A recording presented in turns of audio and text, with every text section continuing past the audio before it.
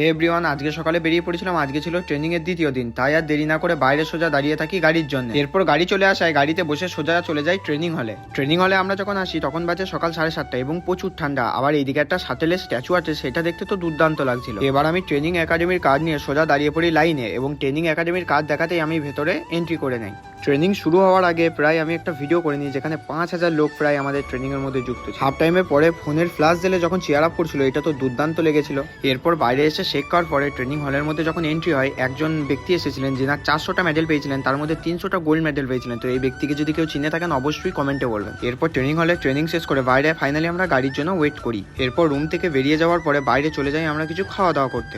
এরপর ছোট্ট পাড়া একটা রেস্টুরেন্টে আমরা চলে আসি, যেখানকার ডেকোরেশন এবং খাবারের টেস্ট ছিল একবারে পুরো দুর্দান্ত। কিছুক্ষণ পরে butter chicken, mix veg, chowmein, tandoori roti সবকিছু খেয়ে চলে যাই রুমের দিকে। তো ফাইনালি খাবার পর এখন আমরা চলে যাচ্ছি আমাদের রুমে।